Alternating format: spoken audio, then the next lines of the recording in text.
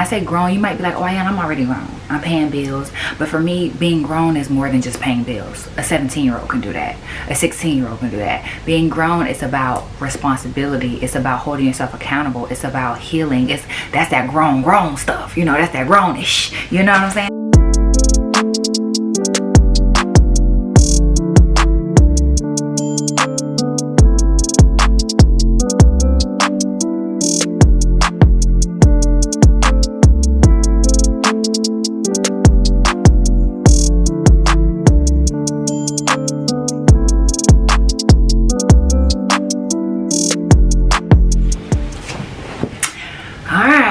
All right, what's up, y'all? Welcome back to my channel. It's your girl YanaSamayria, and I'm here with another banger. So today we're not doing a vlog, okay? We're not doing a vlog. Today we're gonna talk all about 2023. I'm so excited for this new year. It is a new year, new me, no, for real, okay? So there's gonna be some things that I want to talk to you guys about, just my tips and my tricks on how to conquer 2023. You do not have to take anything that I say. You can take it and run with it if you want. You don't have to, but this is just what I believe and I've learned over the past 3 years that really is going to shape my 2023, and I'm hoping it can help shape yours too. If you have anything that you would like to add, you can also drop those in the comments. So let's get started, but first make sure you like, comment, and subscribe, which you already know. I'm your loud cousin and you can't get rid of me. Okay, y'all, so 2023 is all about rediscovery for me. It's about refocusing, it's about consistency, and it's about getting everything that's owed to me. You feel what I'm saying? For the past 3 years, I've been really into learning myself all over again, learning what works for me, learning what does not work for me, learning tips and tricks that will help me succeed, and learning old habits that probably kept me, you know, going backwards. And so 2023 is the year that I'm like, okay, I'm stepping into everything that I've learned. So I'm going to give you guys a reset list so that you guys can be able to reset your 2023 and maybe walk into a new cycle. I don't know if you guys are spiritually familiar, but we are in a shift. A shift has been happening this whole year. I feel like since Corona started, there's a shift that's been taking place in the spiritual. And you know, everything has to happen in the spiritual before it happens in the natural. So I feel like with this shift, God is opening a lot of doors, but he's also closing a lot of doors. He is giving people clarity, understanding. He is breaking things apart that were not supposed to be together in the first place. He's setting the people up that are supposed to be in their rightful positions, and then he's also removing people that were no longer, time is up, or they're no longer qualified to be there, whatever the case may be. God is moving. Moral of the story, he is moving, he is working. I feel like he's been working double time in 2022 because he really needs us to get it. He wants his children to get something. And for me, I feel like my something was understanding, clarity, wisdom. You know, he wanted me to get my inner together, so when I walk into 2023, I might not have it all figured out. And I'll talk about that. I might not have it all figured out. I might not know it all. I might not have it all worked out to a T when I walked into 2023. But let me tell you something. I did walk into 2023 with the knowledge, the understanding, like, okay, things have to be different. Okay, I need to start working and moving, and God will give me a sense of direction and what, you know, direction to go in. With that being said, the first thing I want to talk to you guys about is planning. What is your plan? Where do you see yourself in 5 years? Where do you see yourself in 10 years? What is something that you feel like you were born to do? What is something that you're naturally good at? These are all the things that you need to write down. What am I naturally good at? What do I want? Do I want to help people? Because some people don't. Do I have the desire to help people? Yes. Okay. How can I see myself helping people? Okay. What does the grown-up version of Ayana, and I'm just using myself as an example, look like? For you, it might be, what's the grown-up version of Michael? What's the grown-up version of Brittany look like? And when I say grown, you might be like, oh, yeah, I'm already grown. I'm paying bills. But for me, being grown is more than just paying bills. A 17-year-old can do that. A 16-year-old can do that. Being grown is about responsibility. It's about holding yourself accountable. It's about healing. That's that grown stuff. You know, that's that grownish. You know what I'm saying? So what does that look? What does the mature version of myself look like? If I could have my number one wish today, what would my life look like? What would it feel like? You need to write that down. Also, if as you guys can see behind me, you should do a vision board so that you can see it. I am a very visual person. I cannot just, everything I say I have to write down, and I have to reread it once I write it down, because that's how I learn, and that is how I retain the information that I'm reading or seeing. So what I did, I'm gonna let y'all in my game room. Now let me tell you something. Let me pray over my board real quick. Hold on. Let me pray over my board, because y'all ain't finna stunt my blessings, okay? Because they say keep your mouth closed. And I know God probably fussing at me, but I'm doing this for educational purposes only. But I'm about to pray over my board, because there's some of y'all out there that ain't right. All right, hold on. I had to go see my daddy, because y'all play too much. So I'm gonna let you guys into my vision board that I made. Can y'all see? So on this vision board is everything that I want to accomplish for the year 2023. I'm going to run through some of the things that I feel are important that you guys need to see. Maybe not everything, but just a little bit. So down here, everybody's like, what is this? Down here, I want the love like Martin and Gina. I feel like it was very pure. I feel like it was very comical. I feel like they didn't play by each other, but they played with each other a lot, you know what I'm saying? But they didn't play by each other, and I want that. I want a commitment. And these two, no matter what it was, they were committed to each other, and they were committed to their relationship. My car, I want my GLE. This is my Mercedes GLE. Now, I did hear that they did a recall on the engine for the GLE. Y'all better get that together, because let me tell you, it's this one and my G-Wagon. But my G-Wagon is when I really made it. Like, really made it. This is just the goal for this year. But my G-Wagon, I'm stunting on the hoe, okay? Okay. Also, a part of it on this side, my subscribers, YouTube, I want to reach 100,000 subscribers by December. Right now we're only at 295 or 275. I must be finna be at 295. Glory to God. I'm grateful for each and every one of the 275 that I do have, but I do want the 100,000. I want my plaque, so that is in the work as well. What else is on here? I want to finish my web series that I wrote, and I also want to finish my book that I'm currently writing. On my web series, I have like 2 more episodes to write, but that's like 40 to 50 pages each episode, so I have to really sit down one day and finish it. But it's so good, y'all. It's so good. I'm gonna sample something because it's so good, okay? And this quote is everything to me right here. It says, your vibe attracts your tribe. I do believe each and every one of us has a tribe that we were assigned when we got on earth, and I believe that, you know, through your life you meet different people that belong to you, belong to your tribe. And when I say belong to your tribe, y'all naturally like just fit. You ever met somebody and you just like, I don't know what it is, but we click tight, like we locked in, ain't no switching up, you feel me? Those are the people that I would say are in your soul tribe, because it's like what's understood doesn't have to be explained. Y'all just really love each other. And sometimes, I ain't gonna say that, I believe that my soul tribe is very positive. I don't believe in toxicity in my soul tribe. Now, maybe in the old soul tribe that I had, you know, in the old life, the old cycle, but in this new cycle, my soul tribe, all positivity. I want my credit score to be back at almost 800. It was almost at 800 at one point. And then I took out some loans, did some irresponsible things, and now it's back where I don't want it. It's not terrible, but it's not at the 800 that I almost had. So I'm getting back there. This quote right here, I want to see if I can see it. It says, I never lose. I either win or I learn. So another thing that I'm living by this year is this. I found this in, I think at the Salvation Army. It was like $5. But it says, I am enough. See, I do need to hang this up. It is, I love the material. It's amazing. I absolutely adore this because I look at it every day and have to remind myself, I'm all right. I'm enough. I am exactly who God wants me to be, you know, and I'm going to continue to grow, continue to learn, continue to thrive.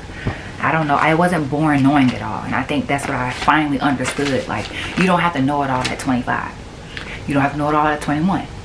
You don't have to know it all at 30. Each day you're learning and you're growing. So that's the first thing we need to think about. What does your future even look like? And that's the perfect way to start off your reset.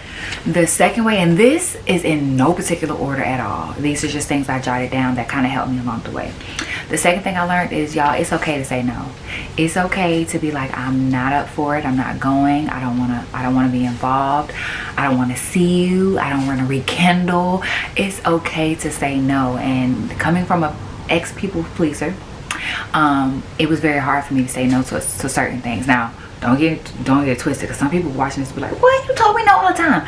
Now, I am selfish to a certain extent. I won't say yes to the point where I'm totally wrecked, you know what I'm saying? But there's a lot of times where I go places that I know I shouldn't be, or I do things with people that I know I shouldn't do. I just don't want to say no because I want to feel included. And so, in whatever your area that phrase or that sentence hits you in, let it apply there. So whether you are a people pleaser or you just go places you shouldn't, or whether you actually say yes so much that it puts you in the red, or it puts you in defect in some way because you're stretching yourself too thin. In 2023, I want you to know it's okay to say no. And understanding comes with the right soul tribe, which goes back to that picture. Your soul tribe is going to understand, hey, and when you say no, be honest. And your soul tribe is going to understand. If you find someone in your circle that's just like, that challenges your no a lot in a negative way, because there's a difference between someone challenging your no in a positive standpoint, like, no, you need to study. That's different. Don't say, well, no, I understand it's okay to study. No. If you say something like, oh, I need to study, or if they say, let's study, and you say no, and they say, no, you need to study, girl, go study. That is totally different from you saying, no, I don't want to go to the club because I'm not in the club mood, or I'm not feeling like clubbing this year. I want to, sightsee. I want to go to the library. And they say, no, you need to, let's go to those are the friends I'm talking about. You need to watch them real close, because your soul tribe is going to be like, you know what, sis, I don't want to go to the club either. Or even if they don't, they won't pressure you to do something that they know that you're not comfortable with. So it is okay to say no, okay? Another thing I would say is self-love, y'all, is so important. Knowing and understanding and spending time with yourself I can't even say it enough. It is top tier, because a lot of times we find ourselves engaging in life, going through life and engaging in other people's dreams, engaging in other people's habits, engaging in other people's ways of doing things, and that is not conducive to you. And you wonder why you don't feel fulfilled. You wonder why you don't feel good. You wonder why you feel like you're going through the motions. It's because you're going through someone else's motion when you should have your own. You know what I'm saying? So to understand yourself is to sit with yourself. To understand yourself is to acknowledge yourself. To understand yourself is to believe in yourself and to truly love you. When you get up and you look in the mirror, do you love you? Or are you too busy picking yourself apart, like, oh, I gotta do this today, or why didn't I do this, or why don't I look like this, and I wish this, and I wish that. If you're spending most of your time saying I wish, or picking yourself apart, you need to rebark on the self-love journey and understand this. Self-love is not a one-day thing. Self-love is not a 30-day trial. Self-love is a muscle that you have to practice each and every day. And there's gonna be some days where you may not want to love on yourself, but you have to. Because if you don't show up for you this year, and if you don't love on you this year, who will? So this year is a refocus about you, getting you together, getting your routines in order. Whether you want to do a morning routine, whether you want to have a night routine, getting that in order. What does that look like for you? Getting your habits in line. Whether you drink too much, you want to stop drinking, you want to start going to the gym, whatever the case may be, do that on your own. It is good to have a community of people that's like to push you, but I am a living testimony is if you naturally don't believe you can do it, Jimmy, Bob, and Sue, and Bonquisha, and Rebecca, and Rachel can tell you as many times, you can do it. I believe in you. Let's do it. Let's do it. If you yourself don't believe that you're capable of doing, they can say it till they blue in the face. No pun intended. They can say it till they red in the face. No pun intended. And you still won't move. Why? Because you do not believe it yourself. It's a fact that you even tie God's hands when you don't believe in something he can do. Even though God is big and powerful, he can go around you, you tie his hands when you say, I don't believe that you can do that. I don't believe that you would do that for me. God's like, baby, oh, ye of little faith. All you need is this much faith. Have you seen a mustard seed, girl? Another thing that we have to do, y'all, this is important. This is probably at the top of the list. We have to tap in spiritually. We have to. Let me tell you, let me make this very clear. And I don't care who feels what about what. Let me make this very clear. Tapping in spiritually does not have to be only religious based. It does not. And you might be like, some of y'all might be like, let me tell you what I mean. I don't care if you identify with God. I don't care if you call him dad. I don't care if you call him spirit. You can call him not God. I don't care as long as you call him.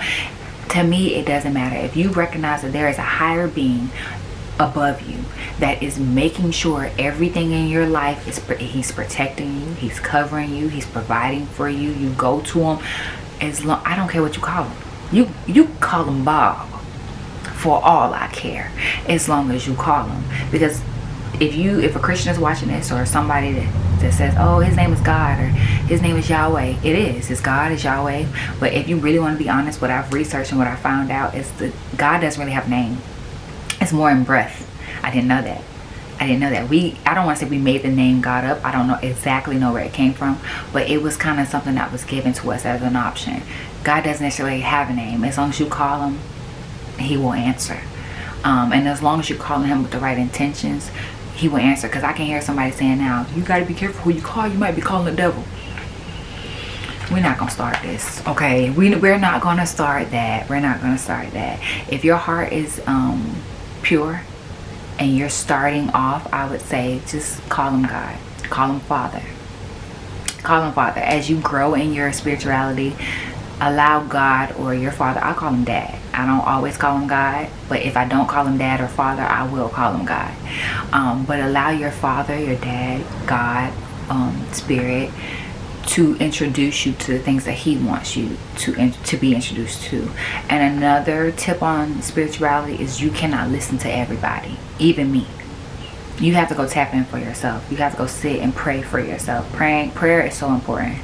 It's so important. It's so important. And there's no right or wrong way to do it, to be honest. If you talking to God, he's like, what happened? You feel me? He's listening. So at the end of the day, don't take anyone's word for anything. And when I say that, I don't mean you can't take advice. Take advice, but always take that advice back to your Father. You feel me? Oh, so-and-so told me this today. I want to see how you feel about it. And he will give you an answer. The basis of spirituality that I learned is love. That's why love is in the Bible so many times, y'all. Forgive your neighbors in the Bible so many times. Forgiveness and love is the best in faith. Best way to get to God. Best way to please God. Have faith, love yourself, love him, love others. And forgive those that have wronged you, because they know not what they have done. Like, you have to learn how to forgive. And that brings me into my next one. Forgiveness is so important. And you have to realize, and this is a lesson that I'm still learning, so I can't talk too much about it because I'm literally still learning. But what I can say is it's not for them, it's for you. Most of the time we say, oh, I don't want to forgive them because they did. And if they wouldn't have, and they need to feel, and they need to understand. But at the end of the day, they are living their best life. They are out there accomplishing what they said they were going to do, while you are sitting here in your room or in your thoughts or in your head pissed off about what they did 5 years ago. They have forgiven themselves and they have moved on. They might not have reached out to you and said that they were sorry, but another thing, no one owes you nothing. They don't have to say they're sorry. They don't have to have a closure meeting, kumbaya circle meeting with you. They don't have to have a come to Jesus meeting with you. They don't have to. If they have it with themselves in their home, that is good enough for them. You feel me? To move on. And in that way, it should be good enough for you too. But yet, we sit around and we wait on an apology that's not owed to us. It's great if they give it to you. That shows a sign of their maturity and a sign of their healing journey. But if they don't, because they're still healing, that shouldn't stop you from growing. That shouldn't stop you from healing and doing your thing. So make sure you forgive. Read books on forgiveness. I watch a lot of TED Talks on forgiveness because I'm still trying to let go of things that happened that I didn't realize affected me and my decisions and the way that I move until now. And I feel like at the end of the year, that's what God had to show me. So forgive in 2023. What is that sound? Where is that coming from? Try new things, discover new habits for yourself. Try new foods, try new places. Like, don't just limit yourself to the things that you've always done. I've been doing the same thing for 10 years. It is boring. Expand, allow yourself room to grow. And you can't grow if I only eat this. I only do that. I only go here. Baby, try new stuff. You never know what you may like. And I'm not saying throw away all the old stuff that you usually like or the old places you like to go. But trying new things will give you the ability to add things to your list. You don't want a bullet point list when you can have a 15 of all the things that you absolutely love, because you're giving yourself room to explore. I don't know why sometimes we're so scared to explore. Like, what if I don't like it? What if you do? What if I fail? What if you fly? You know what I'm saying? So just try new stuff. Budget wisely, y'all. Budgeting is so important. To understand financial literacy is God-given wisdom. Okay, I wish that they taught it in high school, because I think that it's very imperative to learn in high school, especially since 16, around the age of 16, 17 is when really people start getting out there getting jobs, you know, because they want to build their own or have their own or whatever the case may be, and they're still in high school. So I feel like at least in your senior year they should teach you some type of financial literacy for people who don't go to college, because college is not for everybody. So unfortunately they don't. So you kind of got to go get it yourself. So watch YouTube videos, read books. I'll actually give you guys some suggestions on what I think that you guys, some things that I think you should read. I might make it into a video about financial literacy, because I had to go out there and learn on my own. I have an Excel spreadsheet I do every month to make sure that I'm on the right track, because I'm praying for all this money and God can give it to me tomorrow and I can lose it tomorrow, because I don't know how to budget. I don't know where to put it. I don't know how to flip it. I don't know how to invest it. So I had to really sit down and take time to understand. I'm still learning, and I'm still expanding my mind and my knowledge on it, on how to build wealth. And building wealth is understanding wealth, understanding money, understanding where it came from, understanding how it's used, and knowing that it's not necessarily always the enemy. It's not the root of all evil. It can be if you misuse it. If you use it properly, though, it can be used to bless so many, including yourself. So absolutely understand and stay in your means of budgeting. Stay in your line of what works for you and what doesn't. Don't try to be in everybody else's pocket. Stay in your own. Okay? And y'all, I have one more. Accept that you will always be learning and growing, and that no loss is actually a loss but a lesson, which goes back to my vision board of the quote that I showed you. You're going to always be learning something, always evolving and realizing new things about yourself, and maybe picking up on some things that you need to fix. I can say that there are some things that I know now that I need to work on that 3 years ago I didn't recognize I needed to work on. I was just like, oh, I'm good, let me do my little check, okay, I'm good. But I feel like it wasn't the right season for me to address that just yet. Everything happens in due time. Everything has its season. That's even in the Bible. Everything has its season. So I feel like 2 years ago maybe it wasn't the season for me to understand how important and how imperative it was for me to forgive, until 3 years later when I presented with something that brought it up, because some stuff that's in you has to be brought up, and it takes certain seasons to bring it about you. So that's why life is all about constant learning. And if you look at it like I'm learning, you won't look at it like I'm losing. You won't look at it like, dang, something else, I gotta learn something else. You'll look at it like, ooh, something else. Like, I get a chance to conquer one more thing. I get a chance to play this game one more time, because life is nothing but a game, y'all. It's a game, and you gotta learn how to play it, know how to play it, know how to play the hand that you're dealt, and really understanding that I'm not going to really know it all. And it was really hard for me to accept the fact that I do not know it all. I don't have all the answers. And I'm thinking, oh, me being 27, I'm sitting from a seat of 27 saying, I'm supposed to know, I'm supposed to. But when I was watching Michelle Obama, and I loved her in this. I think it was like an interview. And you know, we're so used to seeing Michelle in her White House decorum. You know, with her White House decorum is serious. You know, she's suited up, she looks nice. But I feel like this one, she still looked nice. My girl was slaying. Don't get it twisted. But I feel like it felt like I was in her living room. I felt like we were just having girl chat, and I was actually able to see another side of her that wasn't so presidential, and I loved it. I like the presidential side, but I like the very authentic, homegrown side too. And so in that, she was talking about knowing what you know and not knowing what you know until you know it. Basically, she was just like, if you're 20 something, you have so much more life to live. You can't expect to know everything. And it was the way that she broke it down to me, where I was just like, you're absolutely right. And it took the pressure off of me, because it's just like, technically I was a child up until 18. 18 is when you're legally an adult, right? You can go to jail like an adult. You can buy certain stuff like an adult. You're legally an adult. That was what, 9 years ago? No, 11 years ago. Girl, can I count? Hold on. 9 years ago. That was 9 years ago, you know? So technically I've only been an adult for 9 years. I graduated out of child stage, you know, because I hit 18. I graduated from there. Now I'm in adult age, but I'm only 9 years old in adult life. So how can I hold myself to such a high standard and say I should know everything? And if I'm only 9, child, I'm a toddler in these adult ages, you know? I still have so much more to grow. I still have to conquer my 30s. I haven't even conquered that yet. I'm still trying to conquer my 20s. So understanding that you're going to learn and grow every day will make the journey much easier, because you won't look at it as a problem or a challenge. You'll look at it as an adventure. I get to embark on a new journey, a new cycle. New cycles are important. New cycles are pivotal. New cycles are exciting. They're meant to be exciting because you're doing away with the old and stepping into something unfamiliar. But because it's unfamiliar, people are like scared of it, because I don't know. And that was my story. I don't know what this new version of Yana is going to look like. Can she really handle this out here? This world is kind of ghetto. Can she really handle it? Can she thug it out here or not? I know the old version of Yana can, because I know her coping mechanisms. I know how she operates. But this new Yana, can she handle it? Is she strong enough to handle it? And it goes back to this. You are. Okay? You are. You are more than capable of conquering anything that's thrown your way. And let me give you some pregame.